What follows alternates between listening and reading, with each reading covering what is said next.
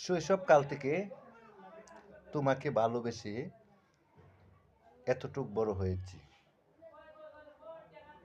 শৈশবকাল থেকে তোমাকে ভালোবেসে আমি বিবাহ করেছি। আমি তোমাকে এত ভালোবাসি বলার বাহিরে।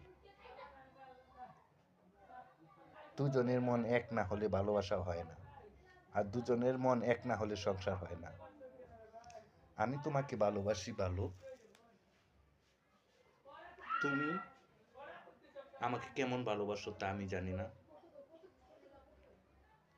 আমি জানি আমার জীবনের চেয়ে আমি তোমাকে বেশি ভালোবাসি। আর তুমি আমাকে ভালো না বেশি তুমি তোমার ফ্যামিলির কথা ভেবে তুমি তোমার ফ্যামিলিকে ভালোবাসো। আমার ফ্যামিলি কি তোমার ফ্যামিলি নয়? তাহলে আমাকে দিয়ে যদি তুমি যাবজ্জীবন সংসার করতে পারো, তাহলে আমার ফ্যামিলিকে তুমি ভালোবাসতে পারবে না কেন? আমাকে ভালোবাসতে পারবে না কেন? শৈশবকাল থেকে ভালোবেসে তোমাকে বিয়ে করেছি শুধু সুখের আশায়, দুঃখ দেবার জন্য নয়। তুমি যে দুঃখ আমাকে দিয়েছ সে দুঃখ সইবার মতো নয়। আসলে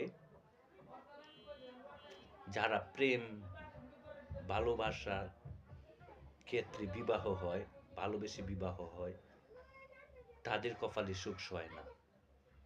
এটা উপরওয়ালার হুকুম।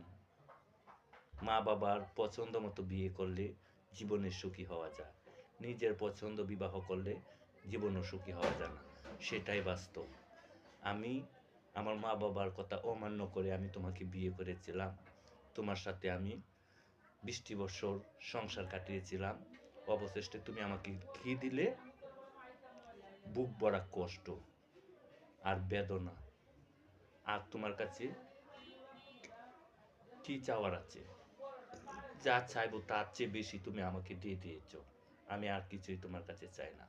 তুমি যদি তোমার ফ্যামিলির মায়া ছেড়ে আমাকে ভালোবাসতে পারো, সেদিন আমি তোমার ঘরে তোমার স্বামী হিসাবে তোমার কাছে যাব। আর যতদিন তুমি আমাকে স্বামী হিসাবে ভালো না বাসবে, ততদিন তুমি আমাকে পাইবে না। এটাই বাস্তব।